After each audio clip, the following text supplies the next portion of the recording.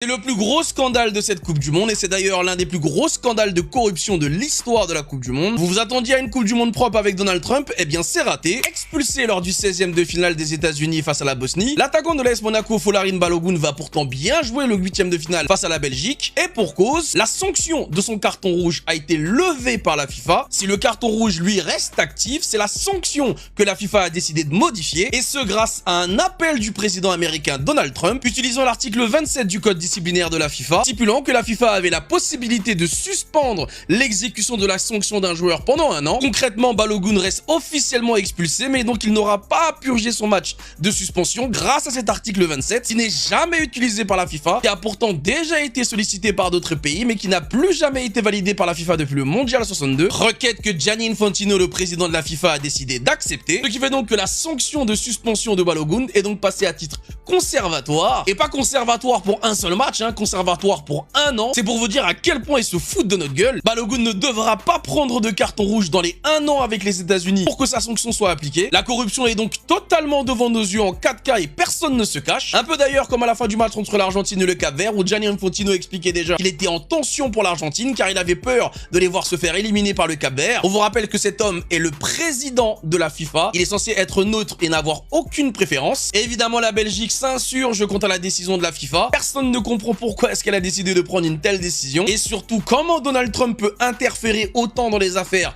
d'une Coupe du Monde. Ça touche des populations et des peuples noirs. Les médias adorent vous narrer les histoires de corruption. Eh ben on espère que ces mêmes médias vont faire pression toute la journée pour empêcher Balogun de jouer avec les États-Unis parce que non seulement s'il joue et qu'en plus il marque et qualifie les États-Unis pour les quarts de finale, on serait certainement sur le plus grand scandale de corruption de l'histoire de ce sport. Faudra plus nous parler des calciopoli ou encore de l'affaire Negreira parce que ça ce sera complètement au-dessus. Si c'est validé, qu'est-ce qui empêchera Donald Trump à l'avenir de récidiver, soit pour une suspension, soit pour une décision même en plein match face aux États-Unis que le président américain n'apprécie pas. Les gars, ça y est, c'est la fin du foot.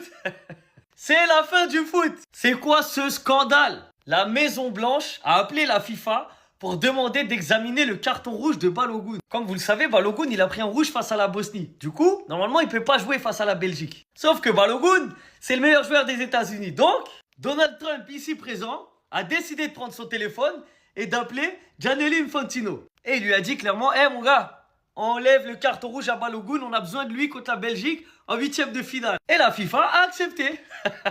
Sa suspension après son carton rouge contre la Bosnie a finalement été levée par la FIFA. Voilà comment ça se passe aujourd'hui le football. Il n'y a plus personne qui se cache. La Coupe du Monde, elle est aux États-Unis, elle est chez Trump, donc il fait ce qu'il veut. S'il a envie que Balogun joue, Balogun jouera. Et comme Donald Trump est poli, il a remercié la FIFA.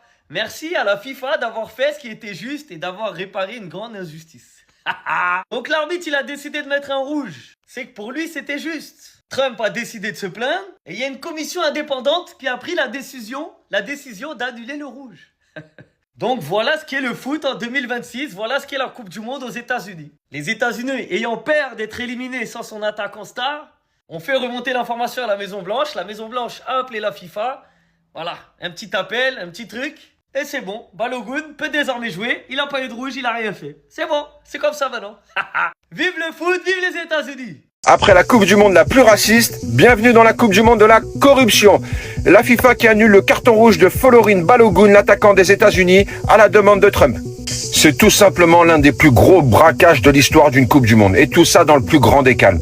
Pour rappel des faits, à Folarin Balogun qui prend un carton rouge direct pour un attentat flagrant qui met clairement en danger la santé du joueur adverse. Regarde bien cette faute incroyable. Une faute destructrice, validée, confirmée sous tous les angles par la VAR. Normalement, le mec prend 3 matchs de suspension. Mais là, magie, t'as Trump en fait qui contacte la FIFA se réunit elle en urgence, annule le rouge et le transforme en sursis d'1 an. Résultat, Balogun est officiellement et miraculeusement dispo pour le match contre la Belgique. C'est une honte. Là-dessus, Donald Trump nous sort son plus beau message sur Trouve Social, je cite, « Merci à la FIFA d'avoir réparé une grave injustice. » Injustice ? Le mec a failli briser une jambe en direct, bordel. C'est fou comment le règlement devient souple quand le pays organisateur et surtout ami a besoin de sa plus grande star pour se qualifier. En fait, Gianni Infantino s'est tout simplement couché sur les règles du football, sur l'autel du business, mais surtout sur la géopolitique de comptoir. Devant cette mascarade, on a l'UEFA qui a totalement disjoncté et allumé la FIFA dans un communiqué assez assassin, et je suis plutôt d'accord avec eux.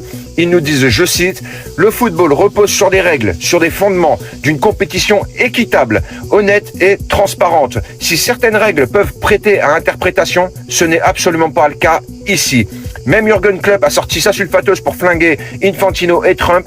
Ces deux personnes-là ne connaissent rien au football et ne devraient pas s'en mêler. Pour moi, le football avec cette Coupe du Monde est tout simplement en train de crever de ses instances corrompues.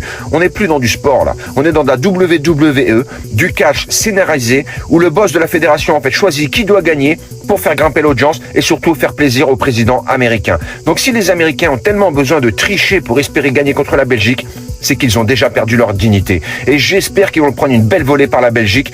Honte à cette Coupe du Monde en carton. C'est quoi ce scandale? C'est quoi cet immense scandale? La FIFA vient de communiquer et de dire que Balogun, qui a pris rouge sur cette action, sur cette faute, finalement ne sera pas suspendu lors du match contre la Belgique. Mais c'est quoi ça? On marche sur la tête? Déjà la FIFA qui est empêtrée dans des scandales de partout, maintenant ils nous font ça. Et les amis, vous savez que je parle pas d'autre chose quand ça concerne pas le foot. Là je suis obligé d'en parler parce que c'est une décision qui va impacter le terrain. Puisque les USA qui devaient être sans Balogun au 8e de finale vont finalement pouvoir compter sur lui alors qu'il a pris un carton rouge au match d'avant. Mais c'est la première fois de ma vie où j'assiste à ça.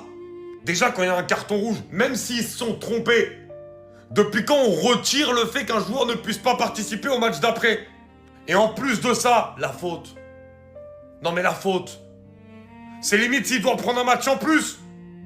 Et là, la FIFA a dit, Balogun pourra jouer contre la Belgique, mais il faudra qu'il fasse attention à pas refaire une faute de la même sorte. Mais on marche sur la tête ou quoi? On marche sur la tête. Déjà qu'il y a eu des fautes similaires qui n'ont pas été sifflées, dont celle de Messi, pour ceux qui disent que je suis pas objectif. Il y en a eu 5 ou 6 d'ailleurs dans la compétition des fautes. Mais bon, là c'est vraiment bien plus grave que celle de Messi ou des autres. Hein. Donc c'est d'autant plus scandaleux qu'on autorise le joueur à jouer après. Enfin là, on marche sur la tête. Très clairement, on marche sur la tête.